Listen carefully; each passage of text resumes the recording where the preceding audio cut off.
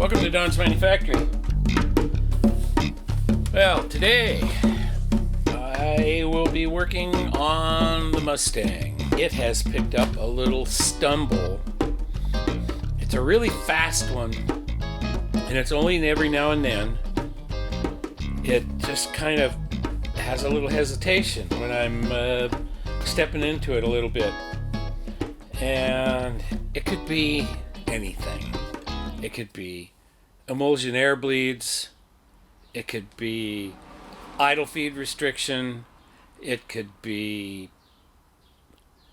float level. It could be a problem with the ignition. I'm not really sure, but that's what I'm going to look at today. Another thing that on my trip up to Washington for the races, besides that little stumble, I only got 19.5 miles per gallon. I say only because with the 3.0 gears and the T5, it was getting 23.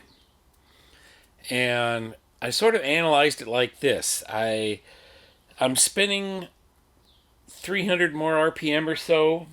So at 65 miles an hour, I'm getting close to 2200. So we'll just say 2200 RPM. And it used to do 65 at 1900 or maybe 1950.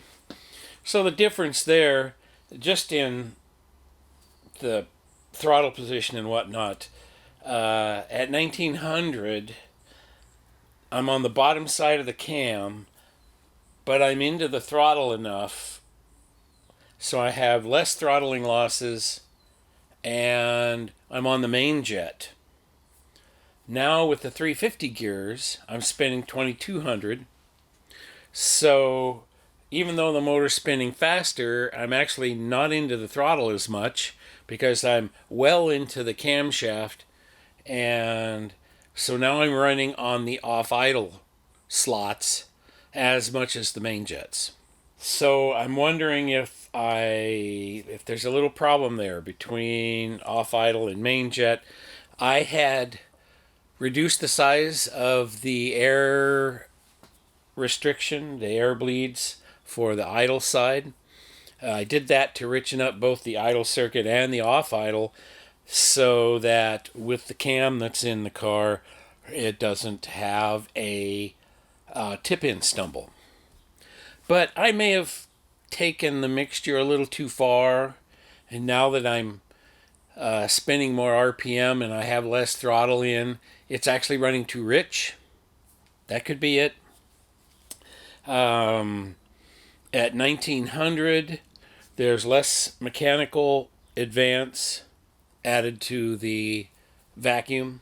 Because typically what I do is whatever my cruising RPM is, I then add vacuum advance till I get the timing up to 40, 42 degrees, right around there. So it could be that I have too much overall timing in the motor, not enough to cause pinging or any of that because it's on the vacuum advance, but maybe it's enough that the motor is not running as efficiently as it can. You know, if the timing gets too far advanced, your temperatures start to go up and then your mileage goes down.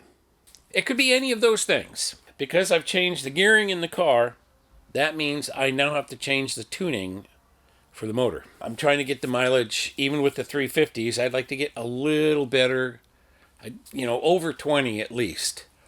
Going up to Washington, that's pretty much flat the whole dang way. I mean, yeah, there's hills, but it's not much of anything. But when I go over Mount Hood, over to my brother's house, I was getting 23 going over Mount Hood. There's a lot of reasons why the mileage should be less. Yeah, okay. And most of it is because the motor's spinning faster. I'm just going to look at it and see if I can figure out what that little tip-in stumble is, and then maybe adjust the mixture or the timing. I don't know what it might be, but I just need to research a little bit and find out where it's sitting right now. I thought I had the timing pretty close, but now that the mileage isn't as good as it should be, it makes me question my own work. First out of the chute here is kind of clean up the mess a little bit. you'll notice, yeah, I've got painting supplies up here again. Yeah, that's because I was experimenting with the 53 Les Paul. I tried shooting lacquer on the pick guard to see if it would change how much static was being produced on the pick guard. It kind of helped a little bit, but it's not a fix. On the cancer front, I have finished my 6 weeks of induction chemo treatments. So now I get like a 30-day pause, and then I go in for a full checkup to get a report card on whether we got it all. So I won't know for another 30 days where I'm at, but I'm hopeful. Made a little toolkit to throw in the trunk when I drove up to Washington. As confident as I am in the car, I'm not that confident that I don't bring a few spares and some tools. I have always traveled with tools, no matter what car I'm driving, just in case something goes haywire and I need to whip the cure to it. How to clean up the mess a little bit. I guess I'll do that now, and when I get done with that, I'll come back and we'll start getting in on the Mustang. Okay, that's done. Well, not really done, but kind of done.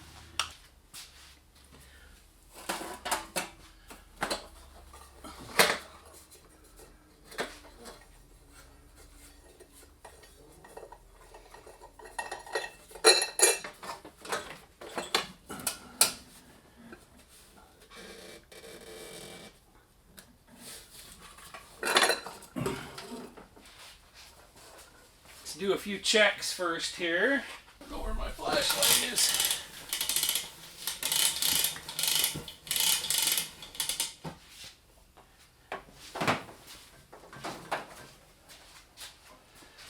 Let's check the accelerator pumps. That looks real good. And so does that. Okay, so the hesitation is not the accelerator pumps. I didn't look at the air bleeds. It looks like I have a plugged air bleed on the main, on one of the mains. Yep, I do. It's okay on the primary side, but the secondary side, the air bleeds are plugged for the main jets. Okay, the plugged air bleeds here on the main jets for the secondary side. What that does is if the fuel is not atomized or emulsified, not atomized, emulsified in the main well, the idea is that the fuel that's coming through the jet is being emulsified by the air, thus reducing its mass. So when there's changes in the throttle, it doesn't have a lot of mass, and so it responds quickly through the throttle boosters. Without the air bleeds working properly, then it's just solid liquid fuel coming up through the main well, and it doesn't respond quickly. So as the secondaries open, you just get a big gulp of air because the Venturi boosters are not spraying fuel. So the pump shot wears out, and then there's no fuel, and there's a hesitation before the mass of that fuel can get up to the booster. So I think that's what the problem is. It kind of just tells me I need to take it apart, do some cleaning, and because somehow I don't know, I run it with a air filter and everything, although I have to say when I'm drag racing I pull the air filter element out, so it's just the housing of the air cleaner with a straight shot through the scoop down the throat of the carburetor.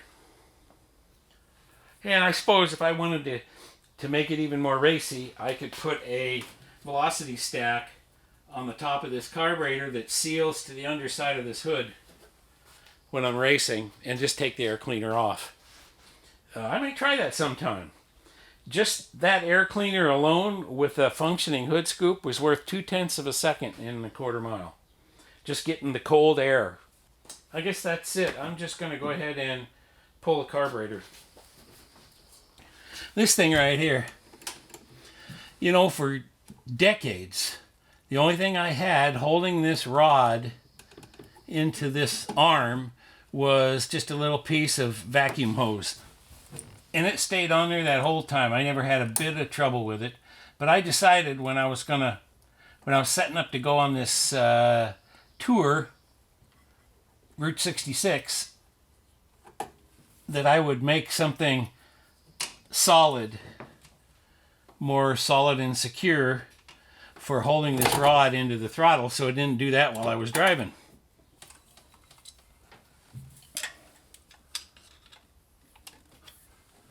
Get the vacuum hoses off. And let's see, I need to pull the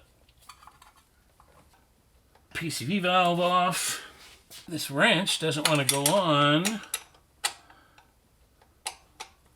It kind of does, but it kind of doesn't. I have to go with a regular open end and see if that'll break it loose without ruining the fitting.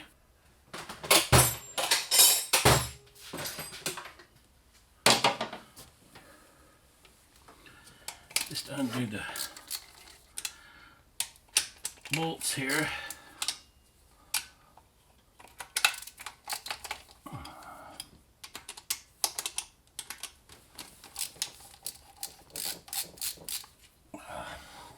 Just like that. Yes, I'm doing everything by hand. Okay, that should be it. Everything should just pop right off.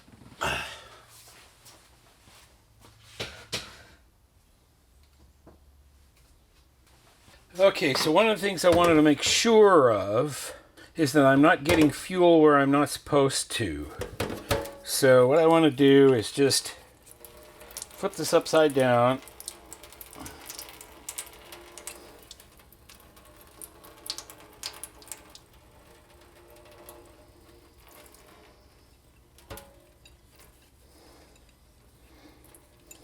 Okay, get the bowls empty. There's quite a bit of fuel left in that.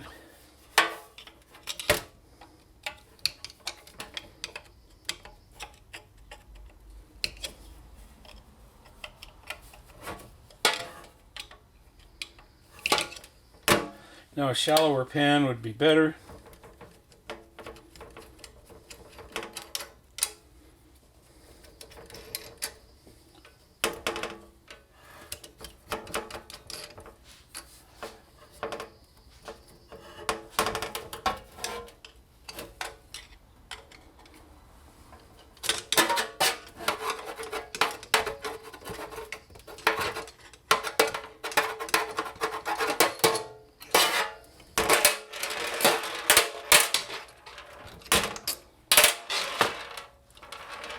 Alrighty, well,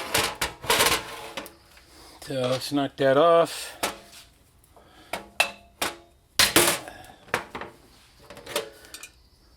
Well, it looks pretty good. There isn't a bunch of crud in the bottom. Float level seems right. Okay, let's get the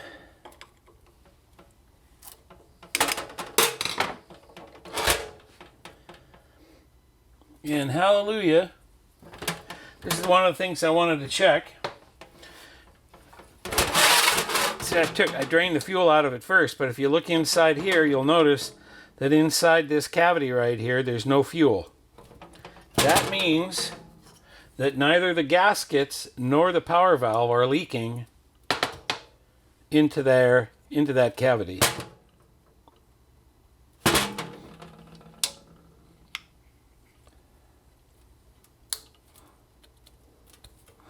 So far, the only thing I'm really seeing, you can see where I had this all apart and I machined this surface flat.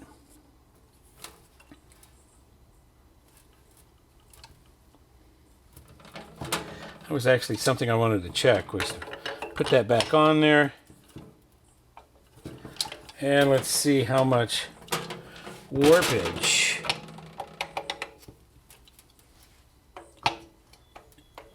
There's two things that I was worried about. One was that the body of the power valve would be hitting this screw boss right here, which if you machine enough of this surface off, getting the body flat, you could end up with a problem of an interference right there. But I don't see any problem. It looks perfect to me.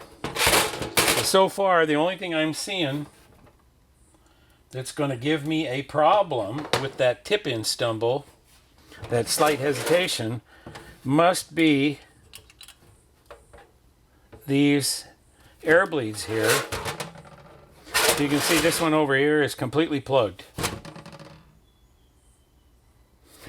Okay, let's pull this one apart and get the secondary side open, and let's see if there's a bunch of crud in it or something weird. Jeez, how did I get dirt in that air bleed? This doesn't make sense how it would just suddenly do that. I'm trying to remember when I noticed that tip-in stumble the first time.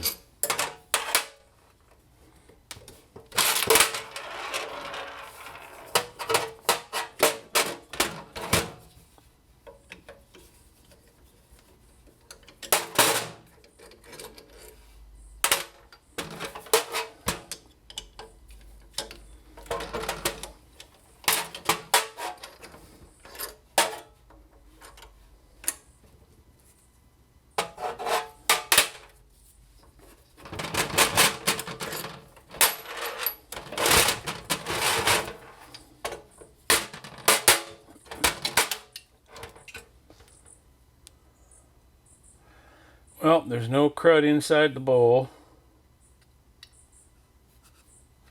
Everything looks really good. You can tell there was moisture in there when it was stored, though.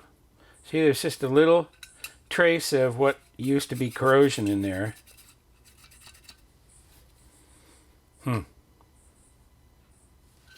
Well, we'll have to be cleaning that off.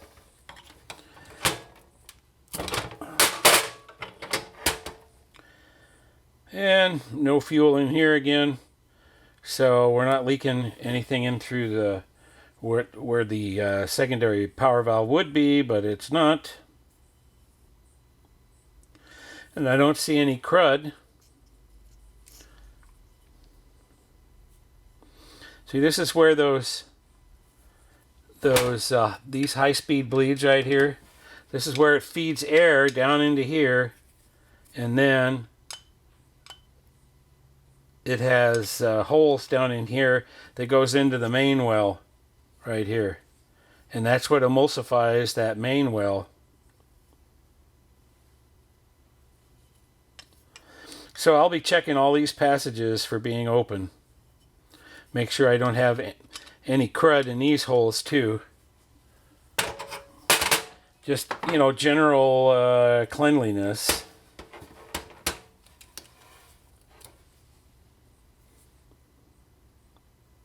These are my new favorite gaskets, by the way. You know, you can take them apart at the strip and change your jets and put them right back on and they won't leak. And they don't shrink. Okay, so all of that seems okay. I don't see any crud to speak of. That's pretty weird. Definitely seems like I could machine this backside just a touch more. If I were using a metering plate, I probably would, but since I'm not. But you can tell here that every passageway has a really good print into the gasket. So on the backside here, you can see there's a print on the accelerator pump. So I don't have to worry about accelerator pump fuel going into the cavity for the power valve. Although it's not drilled on the backside, so it wouldn't make a difference anyway. Other than those secondary main jet air bleeds, I don't see any problem. Okay, so let's shoot some juice in there and see what happens here, huh? Well, that one's cleaned out just like that. And this one, nope, doesn't. It is decidedly plugged. Get some compressed air on it. See if I can knock it loose, whatever it is.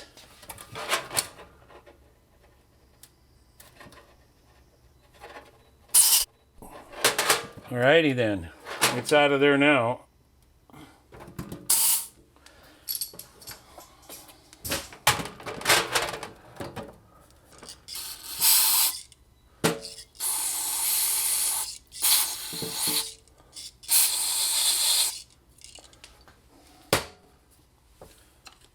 Wow, just a little bit of dirt. That's all it takes to create that stumble.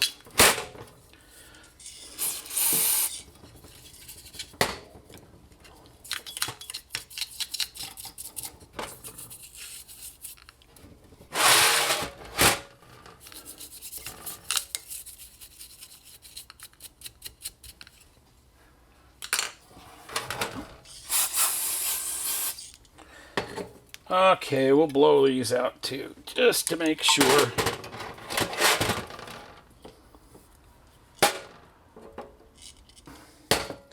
They're all clear.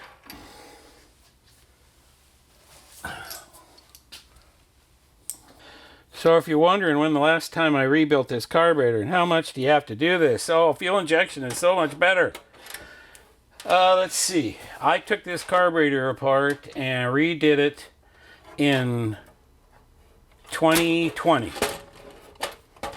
So it was the spring of 2020.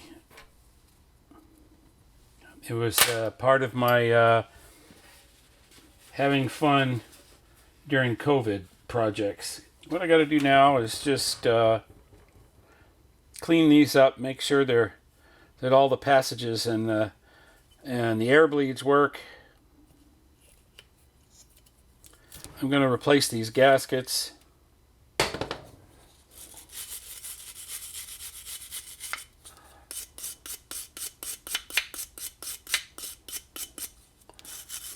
Okay, you'll notice that it's coming out down here in the idle well, and that is because the idle bleed, which is that little orifice right there, gets its fuel from the bottom of the main well. So even the idle circuit mixture, you'll notice, if you look at this side of it, the only place fuel can get through to the metering part of the block here is through the main jets. There's no other access. Main jet problems will equal idle problems as well. In the meantime, let's see if these idle feeds are working right.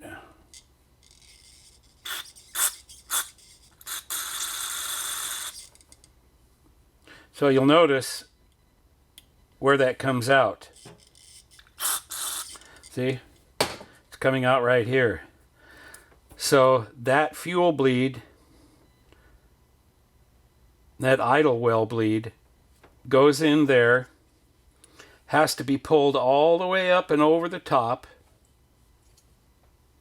be mixed with air from the idle air bleed, then go down this channel into that hole, and then it comes on the primary metering block. It comes out this hole after having an adjusting screw, but on this particular unit it comes out of here and just goes straight to the slot on the throttle plate.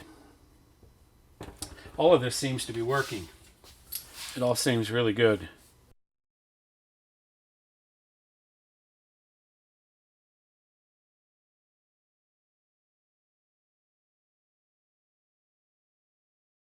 So I might as well document this. What have I got? 77s on the secondary side. And the primary side has 65. And I'm running a 2-stage power valve. That allows me to have smaller primaries, and then the 2-stage power valve I don't know if you can see it, but way down inside there, there's a jet. So when it's closed, that jet is sitting all the way down. And so when the power valve starts to move, that little jet opens up first and starts feeding fuel as a restriction through the restrictions into the main well. And then as the vacuum continues to drop, then it opens the valve all the way, and then the main restrictions are feeding the main well. I like the fact that it makes the throttle delivery extremely smooth. I sure wish they were still making these. They are not. So, because, you know, eventually this diaphragm will go bad, and then I won't be able to replace this again, and I'll have to go to a standard power valve, which is far inferior. Last but not least, what I got to do is pull out these here idle mixture screws, complete with the little cork. Well, the screws look okay. Just make sure we haven't got any crud in the idle circuit.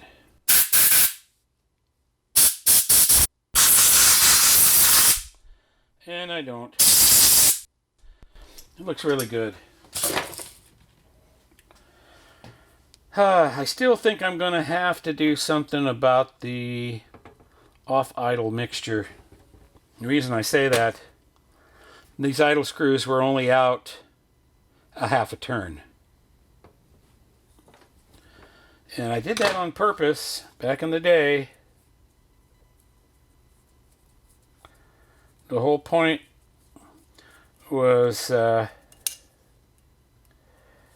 richening up the off-idle circuit to get rid of the stumble.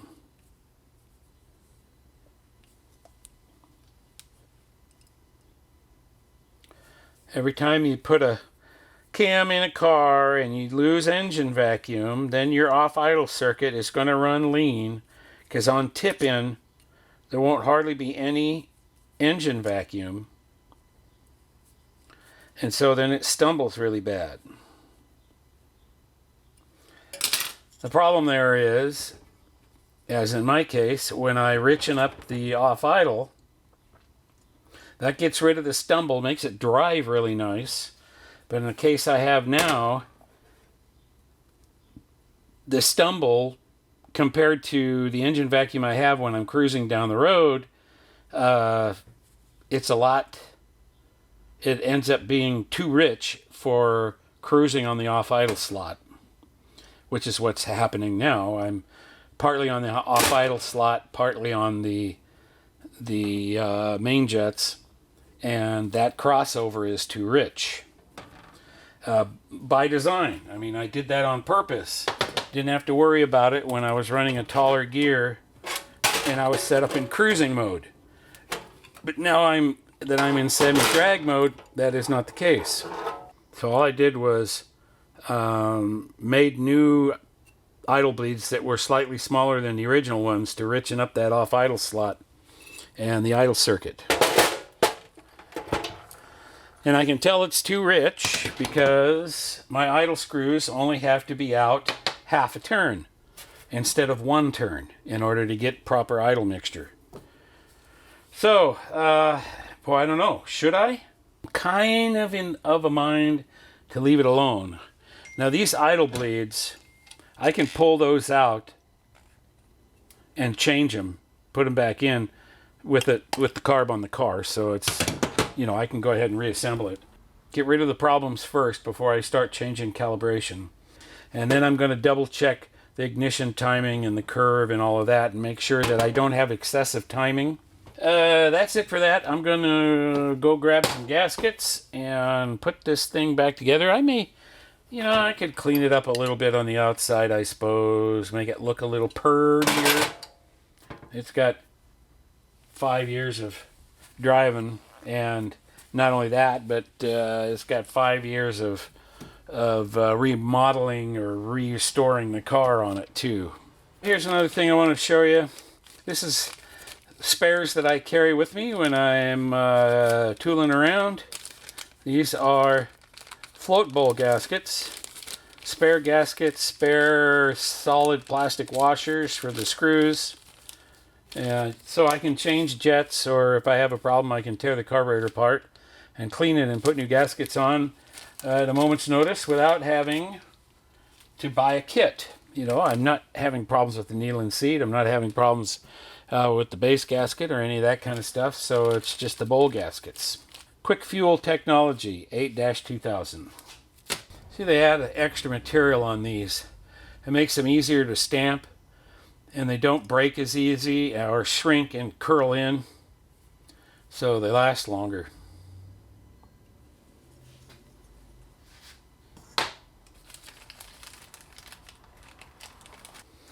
Okay, there we go.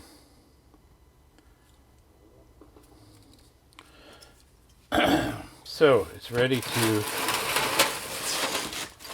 go back together.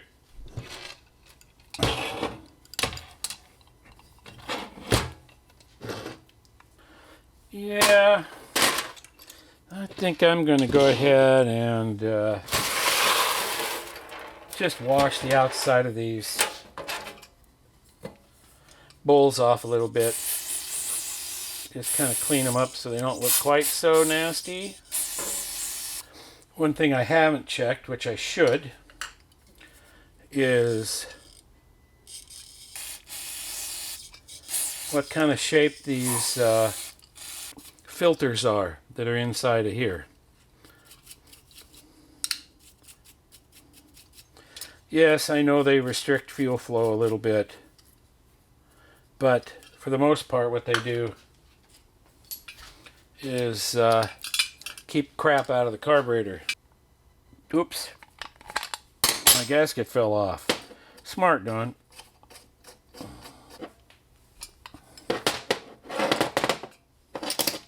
Let's see, can I just do that without... I can put the final tighten on it.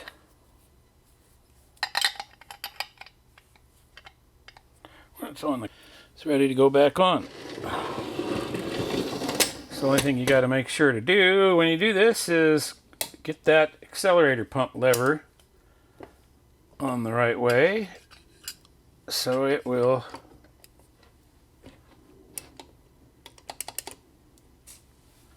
go right on there. Okay, one screw doesn't have a gasket. Whoops, sorry. You guys are in my way again.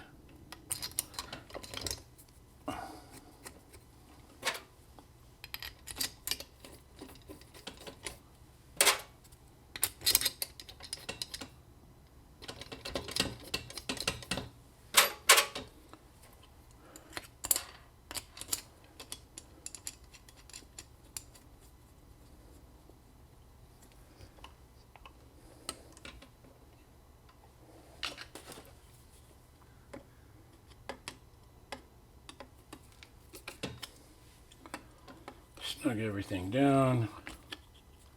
Now these will have to be retorqued because those gaskets will relax after they've been in a little while, after the first or second heat cycle.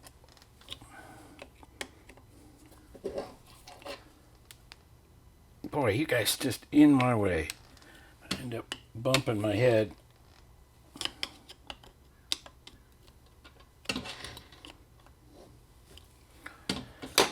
Okay.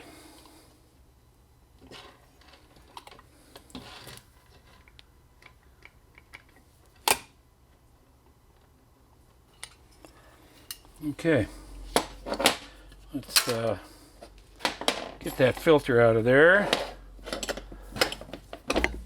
Up. You guys are always in my way, bumping me.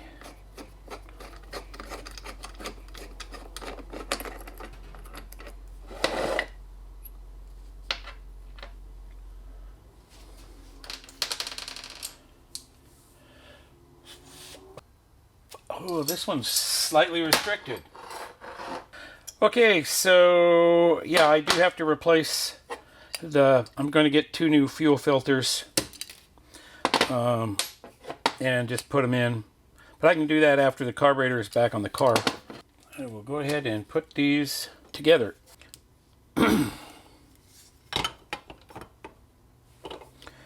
Actually, I think I'll just go ahead and just finger tight this in there.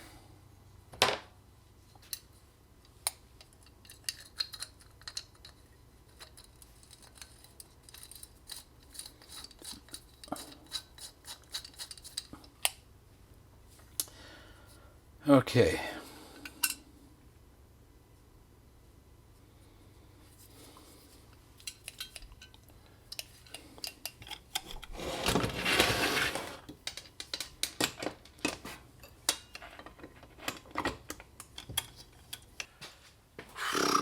This way I don't have to worry about anything getting down the throat of the manifold or anything.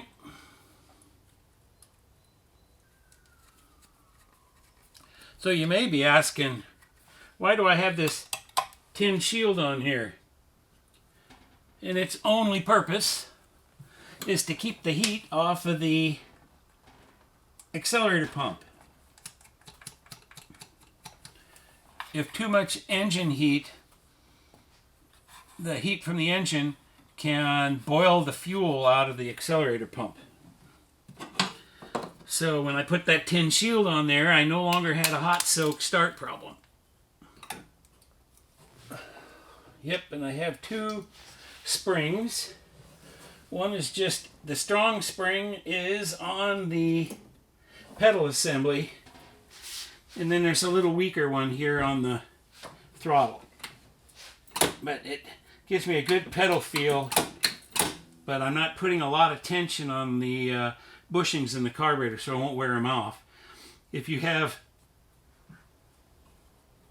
it so that the force is all on one side of the shaft, then you can easily wear the shaft. You know, you can put a spring on the front to counter the pedal pull, and that leaves no tension on the shaft. So either way you want to do that, the idea is to minimize the amount of wear that the shaft sees. Okay, carburetor's back on. I was just cranking it over, filled the bowls with fuel, and I don't see any leaks yet, so we're going to start it up again and see what happens.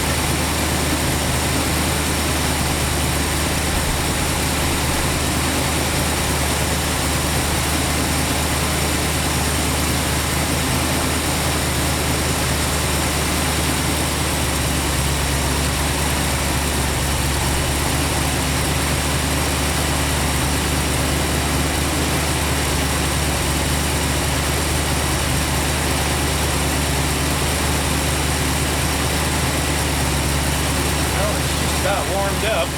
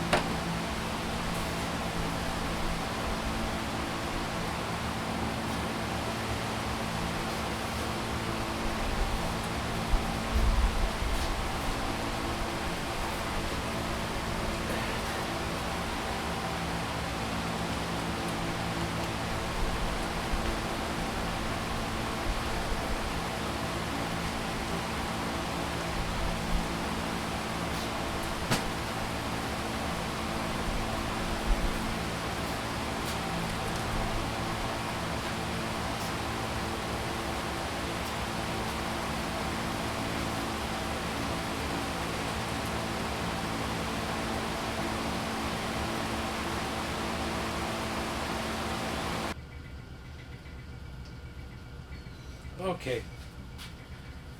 Let's check the timing now and see what we got. Sparing you the noise. Yeah, the timing was absolutely excellent and stable. 42 total, 12 initial, 18 with the vacuum hooked up. Okay then. If it's getting bad mileage, it's partly the RPM. And the other part is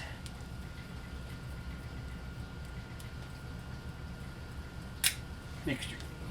It's running just a hair too rich.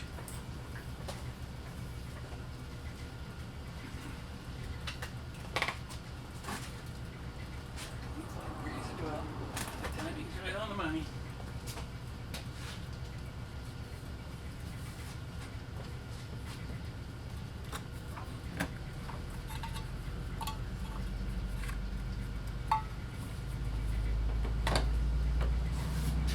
The timing is perfect. It's got, it only has 42 total, so I'm not running excessive timing. That's not where the mileage is. So, I'm figuring it's probably mixture. Fired up my emission analyzer, but it is covered with dust and goo from the restoring the Mustang. So it's not functioning properly. So before I can use it, I have to tear it down and service it. Hey, it's just like everything else I own. It's getting old and tired. I think it's time to just put the air cleaner on it and call this thing finished.